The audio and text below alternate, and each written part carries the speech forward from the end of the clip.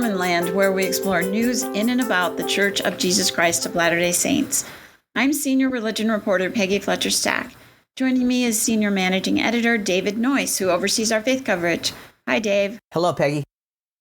Before we start, we remind you about another way to support Mormon Land. Just go to patreon.com, where, with a donation as small as $3 a month, you can access transcripts to our podcasts, our complete newsletter, and all of our religion coverage. Again, that's Patreon, patreon.com/Mormonland. And if you haven't already, follow us on Instagram at mormon.land. Now for today's episode. In 2014, Neylan McBaine wrote a groundbreaking book, Women at Church, Magnifying LDS Women's Local Impact. Even given the patriarchal structure of the Church of Jesus Christ of Latter-day Saints, McBaine argued that there was much more the global faith could do to see, hear, and include women. Quote, "At that time, there were many who felt discussing these facts was unfaithful or dangerous," McBaine told an audience of 4,000 at last week's Restore conference. "We swim so entirely in the waters of patriarchy that many of us do not see the extent to which our organizational structure, the language we use, our understanding of God, our quoting of spiritual authorities, our visual representations in our meetings, and the stories of our scriptures center the experiences and viewpoints of men." Close quote. Now McBaine hopes Latter-day Saints will, quote, "name patriarchy and acknowledge how different its goals and rules are from other systems that govern us in this country." She joins us today to discuss where women in the church are now and how it has or has not changed in the decades since she published her book. Nyla, welcome.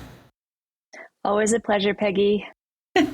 All right, tell us about that first time you addressed this topic in 2012. Where was that, and what was the reaction?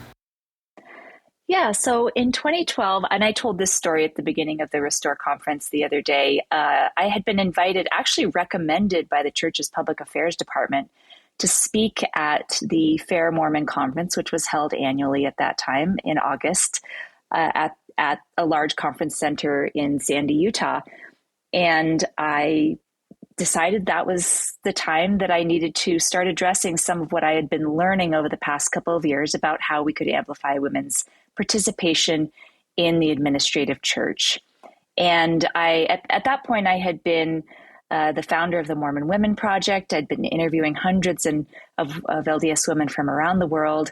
I had participated in conferences. I'd already written quite a bit. I'd been on panel discussions. So I really felt like I'd had strong insight into the psyche of Latter-day Saint women at that time around their participation at church. And it was a very fraught time.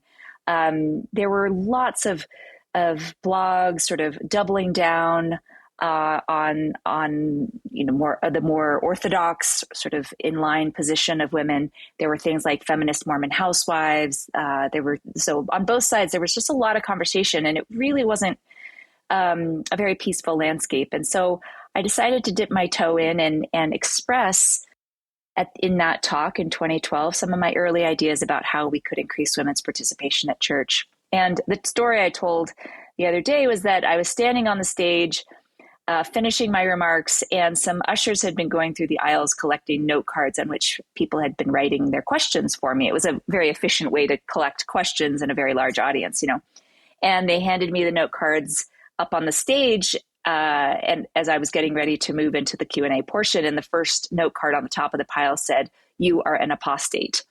So it was just this great moment where at the clash of the worlds, because like I said, I had been recommended by the church public affairs department. I had their trust. They'd seen my work. I'd been in this space, but it was just the point is that it was still such a emotional subject for so many people that even claiming that there was more we could do to see, hear, and include women in church governance was a hot button topic. And so 2 years later, you expanded that talk into a book. Was the book different? I mean, were some of those same ideas that you presented in your talk presented in the book? Yeah, I mean, the structure of the book definitely came out of the structure of the talk. In the book, I really tried to address this idea that that many members have never really confronted or thought about this idea that we function in a patriarchal structure. And so I spent the first third of the book really explaining why our system of governance in the church can feel so at odds for some people. And I really had some concrete examples of how our experiences in the world are different when it comes to the glass ceilings that women encounter and the ways that women can be involved in decision making. And so I tried to express how that can create dissonance and how that can create pain in the lives of Latter-day Saint women.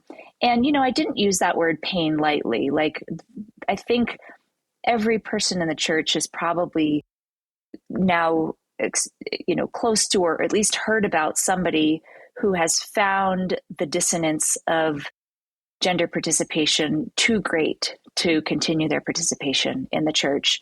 It's not a radical concept. It's not an outlier thing anymore, unfortunately.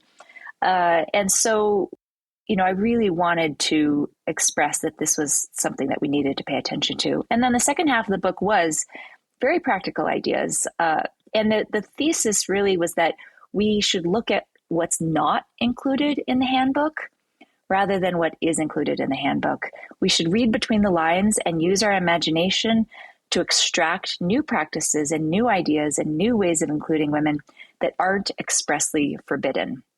And that was new. I still hear stories of people who say, well, my bishop didn't want to do it because it's not approved in the handbook. And I get that. We like to have it. We like to have everything written down and told that we're going to be safe if we do it. But I was really encouraging people to look, to take the risks. And if it's not in the handbook, that doesn't mean it can't be done. So that was really the tone of the book. And what was the reaction? Did you get some people saying that was apostate? Yes, certainly at the time. It was 10 years ago. The landscape was very different, and we can, talk about what's changed in the last 10 years. But there were, I had been so careful in my approach. I definitely was speaking to a more conservative audience, and I actually think I was pretty successful with the audience that really hadn't thought about these things in the past. I think it was a gentle tug of a very large ship, gently shepherding us under a bridge or in the right direction. The most wonderful stories coming out of the book in the last 10 years were people who felt like it was the kind of document they could hand to a bishop or a stake president or a male leader who hadn't thought about these things before. That's the greatest compliment anybody pays me, is when they say, these things have been close to my heart for many years, but this was a great entry point for someone who may not have thought about these things before. I met somebody at the Restore conference last weekend who said that she has given out 100 copies of my book, which I just thought was so moving and so touching. She just had found it very useful. So that was the great thing. So, Nyla, now I'm going to ask you to tax your memory over the last 10 years. What strides toward gender equity have you seen the church make since your book came out?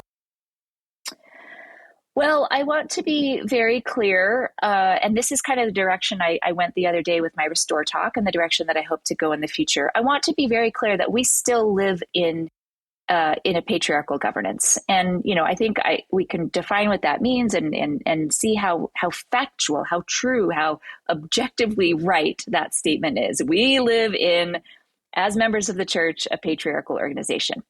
That said, and so my point in saying that is that nothing about the external exoskeleton of the church, if you will, has dramatically changed, right? Women don't have the priesthood, they're not female prophets or general authority, whatever, right? But as I said in the talk, we can do a lot to blur the lines of patriarchy at the local level. And I think that's where we've seen most of the significant changes.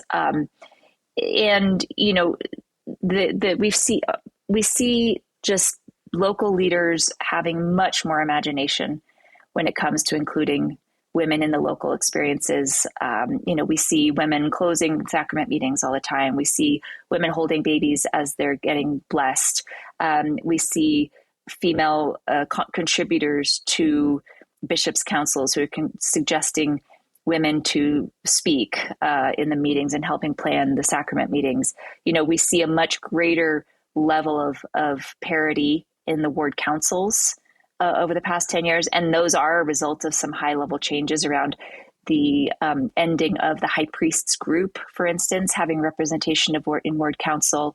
So the balance between men and women in ward council has gotten to greater parity within the last 10 years.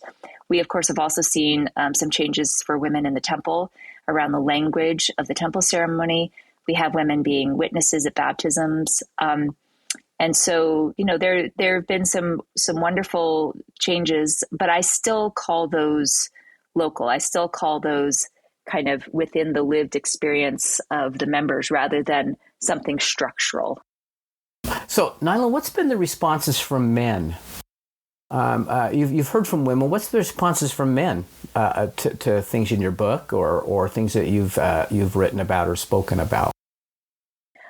Well, interestingly, that's actually something I mentioned in the Restore talk. The response from men initially was about 4 times, just in a casual estimate, 4 times greater in volume than from women. So the greatest pushback I received 10 years ago was from women themselves.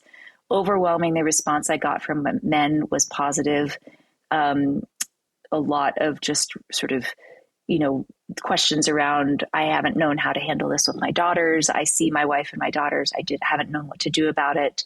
I think that's also partly because, men are our leaders. And so they were looking for something to help them with this particular issue. And so to their credit, I just got some really, really heartbreaking, but also incredibly moving letters from men at the time expressing a lot of gratitude for the book.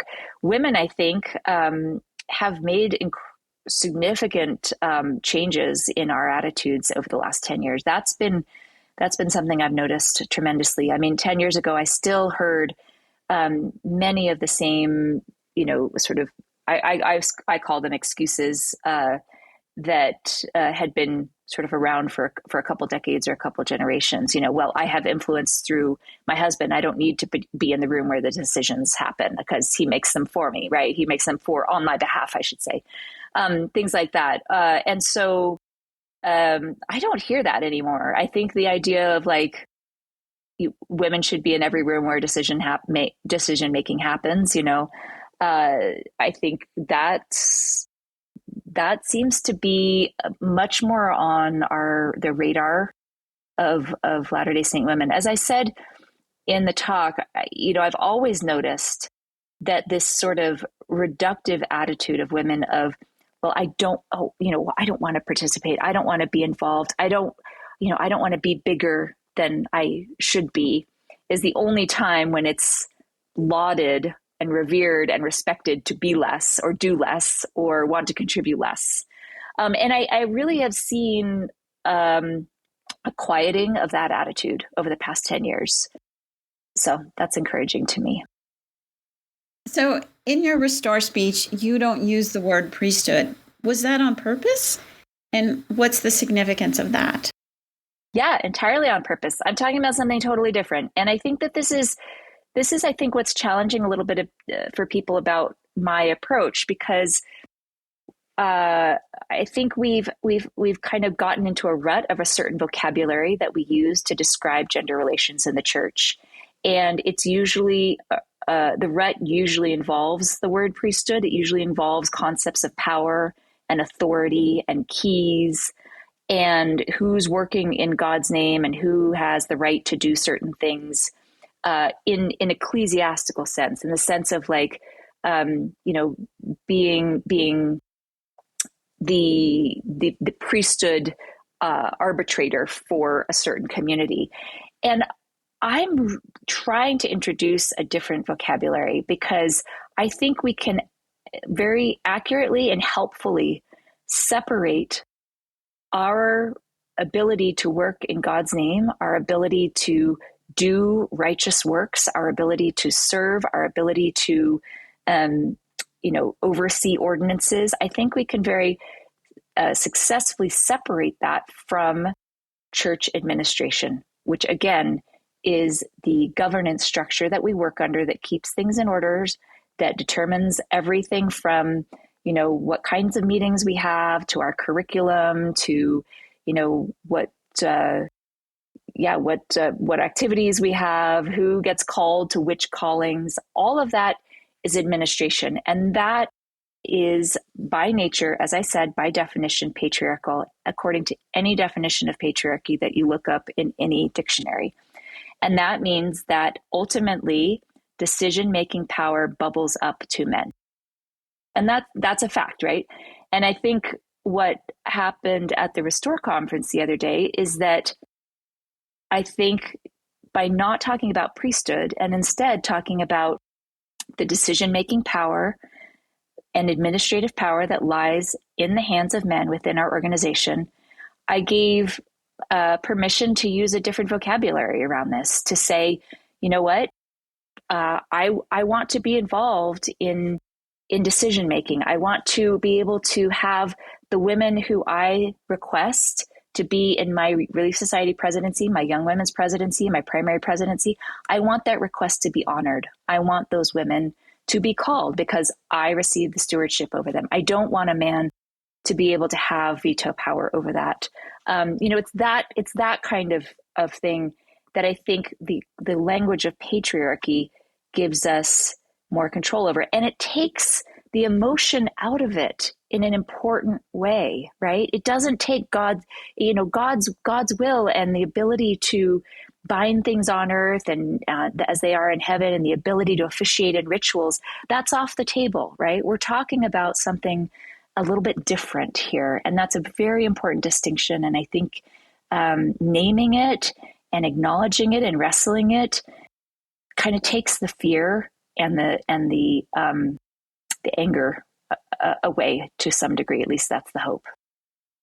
Yeah, I wanted to expound on that a little bit more, because you talk about how, and you've already touched on this and you just did, about acknowledging the church's patriarchal structure, why it's important to acknowledge that and recognize that. Do you find people, women included, reluctant to say that it's a patriarchy? I mean, it has this ecclesiastical overtone, you know what I mean? Even though by definition it's a patriarchy, as you explained. Why is it important to call that out, in a sense, and address it that way? Yeah, because what I'm trying to do by calling it out is actually create two different discussions. The first one is to say, we are a patriarchy. That is the name of it. That's the definition of it. That is what we do. The second discussion, which shouldn't have any emotion, that shouldn't have any emotional reaction, right? Does it though sometimes?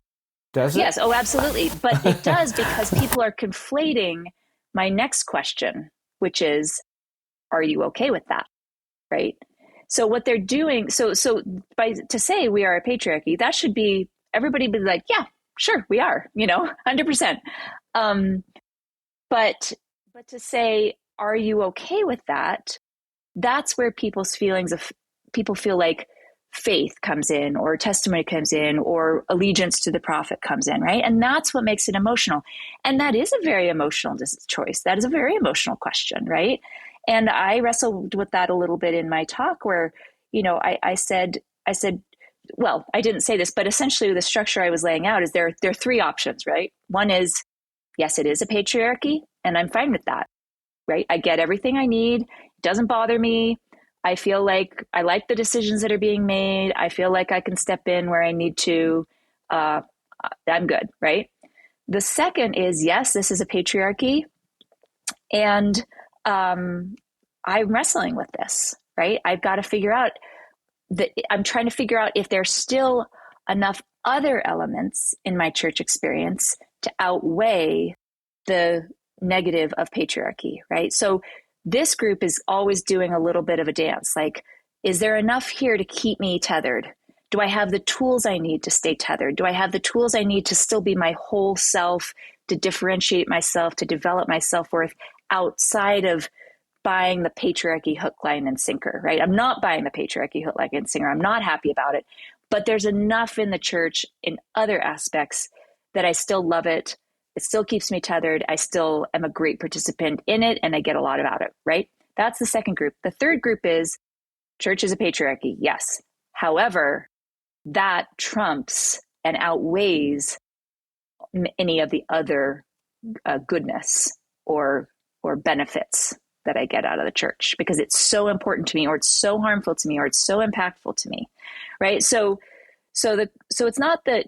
So again, there are three different groups. Every one of those groups should agree the church is a patriarchy, right? The question then is, so what? What does that mean for you? And how do you feel about that? And how does that dictate your relationship to the church? Okay, so earlier you already said we can blur the lines of the patriarchy on the local level. Can you give us some examples of how you've seen that done?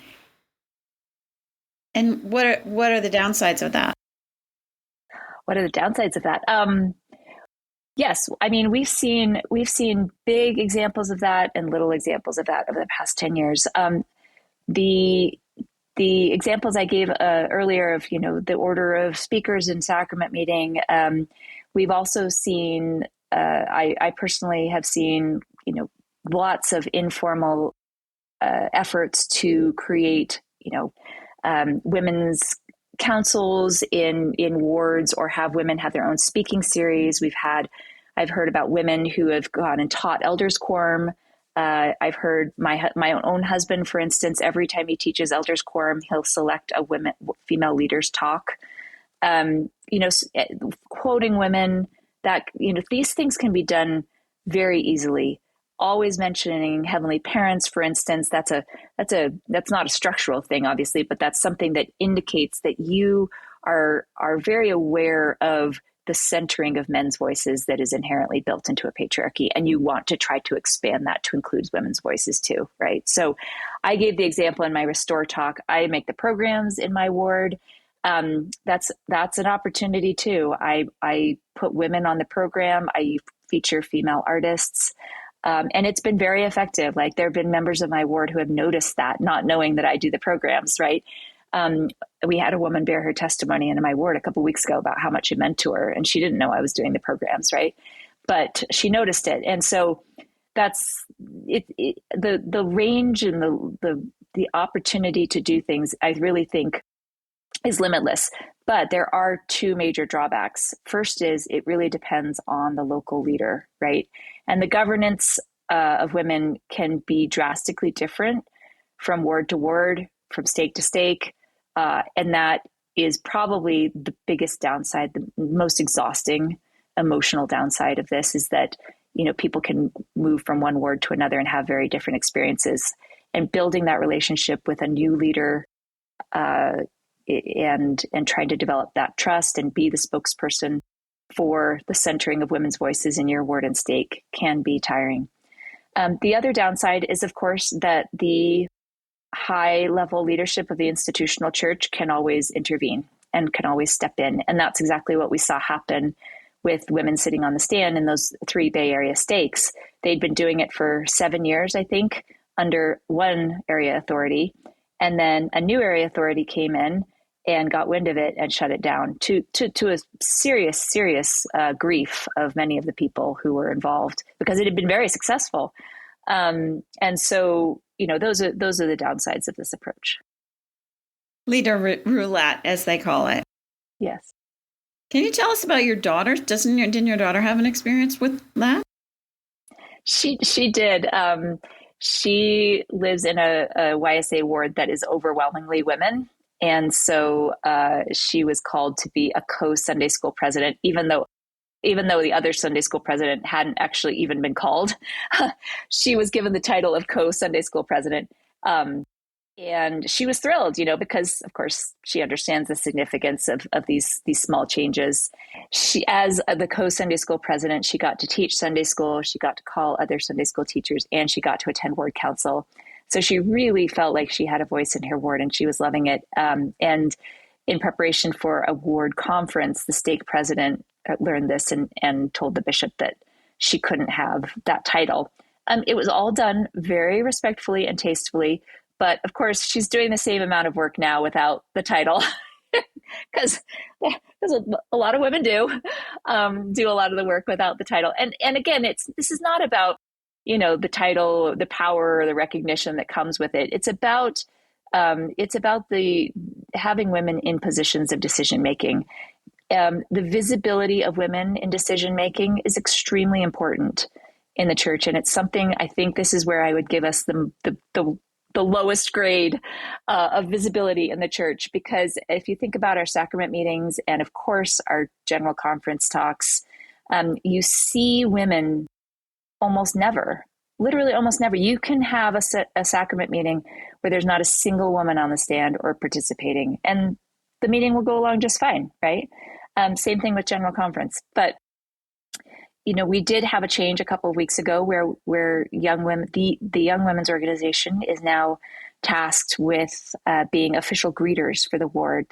We haven't implemented this in my ward yet. I haven't heard anything about it, but I hope that happens, because I feel like that's the first time girls or women have been involved in the official workings of a sacrament meeting. And so that's big.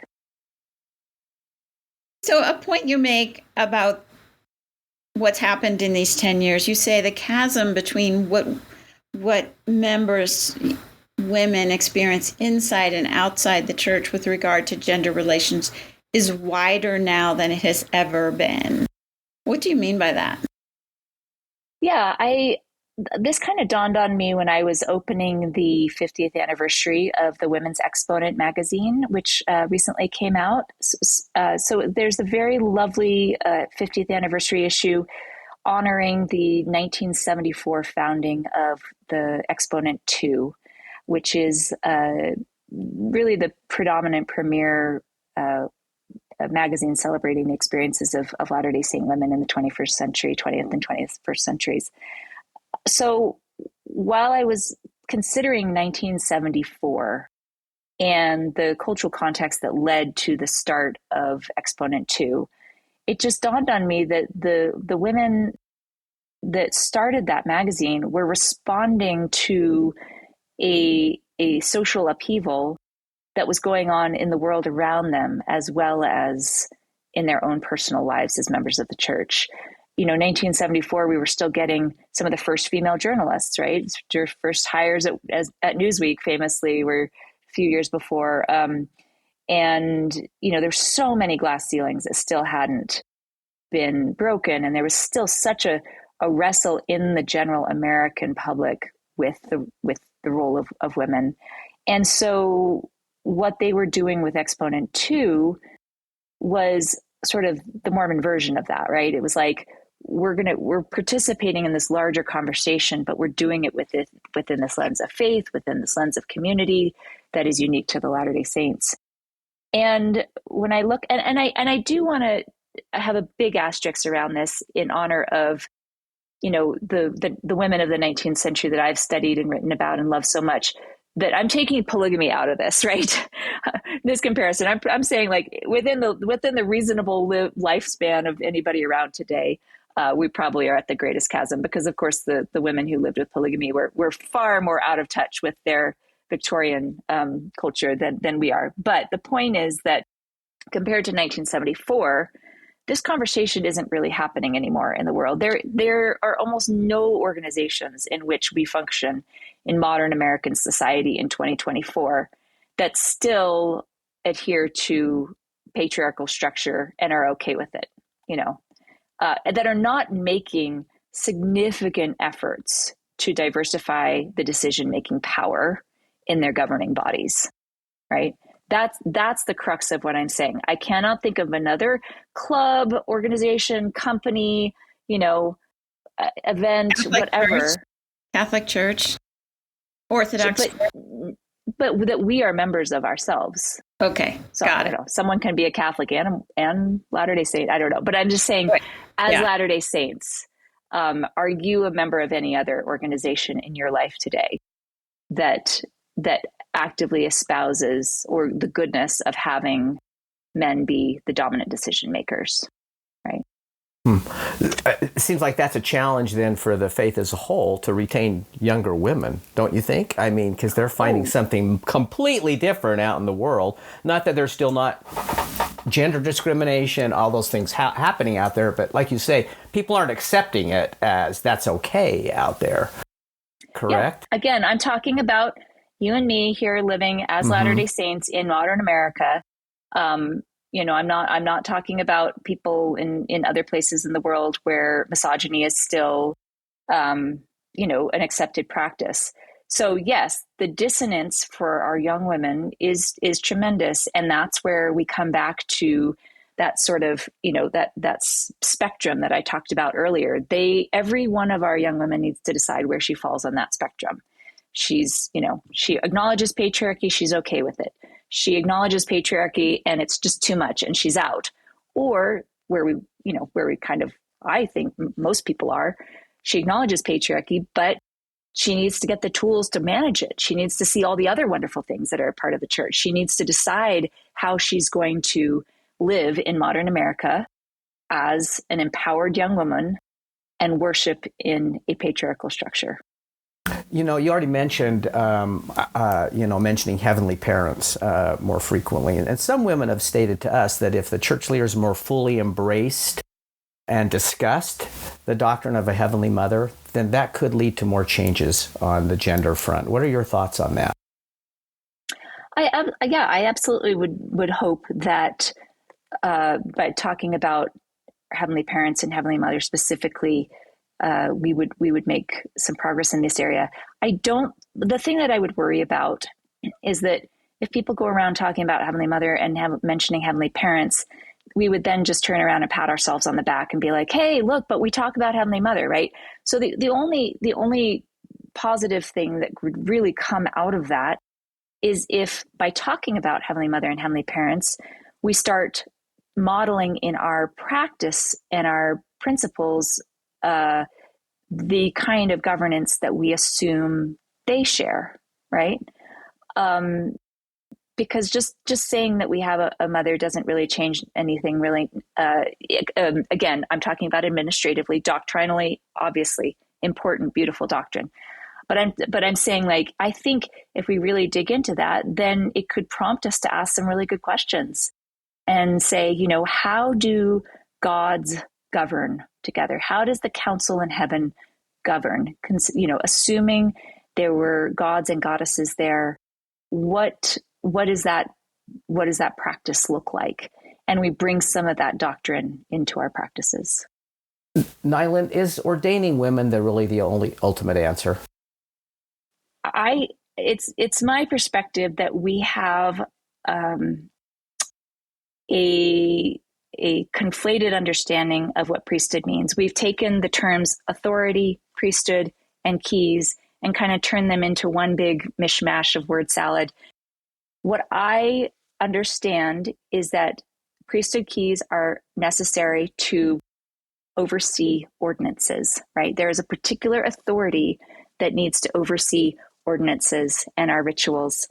I think that the priesthood needed to officiate in meetings, say prayers, speak in conference, lead conferences. All of that is already in the hands of women. And I think our apostles have made that clear. What I think we need to do is expand the definition of small p priesthood so that we can see that there's just legions of things that women can already do, such as, have the final word in a sacrament meeting, right? And hold their babies while they're blessed and lead meetings and all of these things, right? That we already have the priesthood authority to do. And our leaders have made that clear. So that's a cultural shift that we need to embrace. And it's one area where, I think we have the invitation and welcome from our leaders to do that. Okay, some of the men leaders in the church always talk about how much they love women, especially their angel mothers, and that motherhood is the most important thing that women can do. What's wrong with that? Why? How does that interact with the structure of the church and patriarchy? Yeah. So I think, that effort to lift women in areas in their role of motherhood came from a desire to balance out our patriarchal structure and was a very go-to strategy for the 20th century. And again, it was really supported by the external culture of the United States at that time as well. When we had a sort of stay-at-home mother culture that was more predominant than it is today. And, I think many generations of women felt very seen and loved and validated because of that.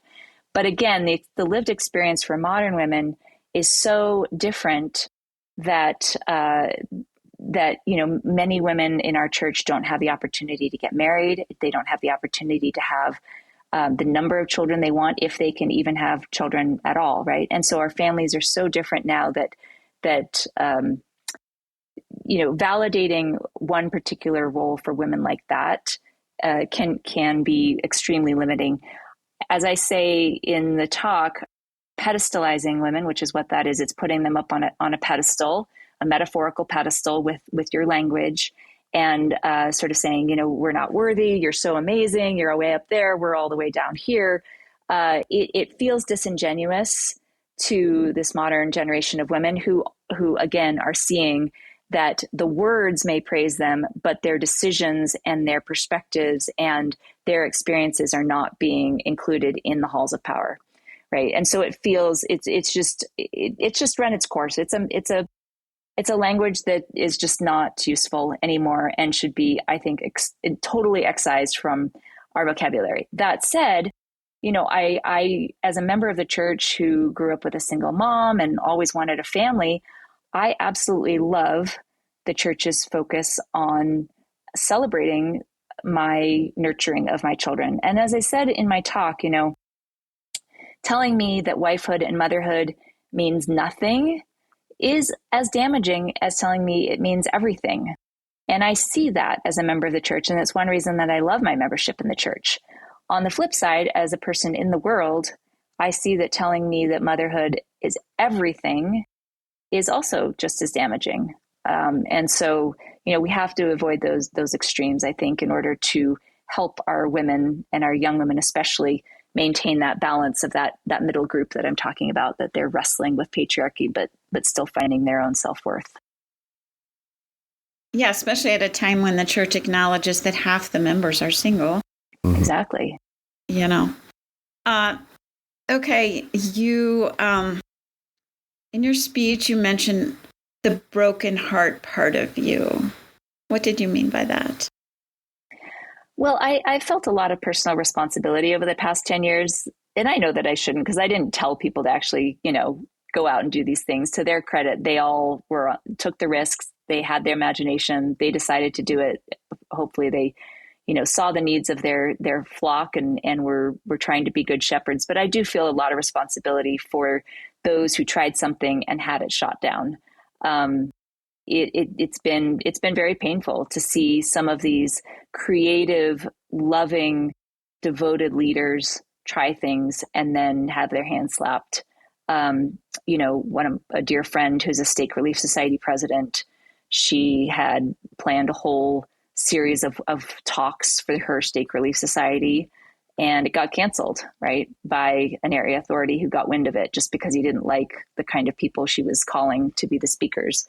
Extremely painful. And I'm sure that that's happened to legions of good-hearted leaders over the past 10 years. And so that really has broken my heart. I just think that the progress of the progress in the structural church, that sort of exoskeleton, as I mentioned, has been slower than I would have hoped. And I think that isn't just about decrees coming from the top. It's also from the culture of our Relief Society presidencies, our the general board. I always have just wanted to see them utilized more, right? I would love to hear from every single one of our Relief Society General Presidency members in every single conference. I want to hear from the board members as much as I hear from the 70, right? I want to know what the Relief Society board is up to. I want to see them traveling the world. I want to hear them leading stake and area conferences. I want to be reading their books, right?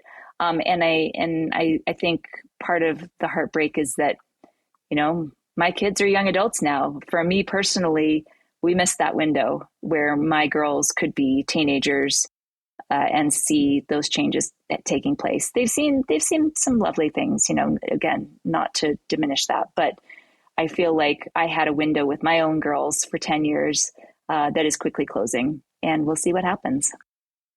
Nyla, a last question from me. Are you more optimistic or pessimistic about gender issues in the church in the future, and why? Well, again, I'm optimistic that our people will continue to take personal responsibility and stewardship and use their imagination to read between the lines of the handbook. I think that ship has sailed. I think people feel empowered to do that now. I know in the wards that I'm aware of those kinds of things happening, right? A lot of just kind of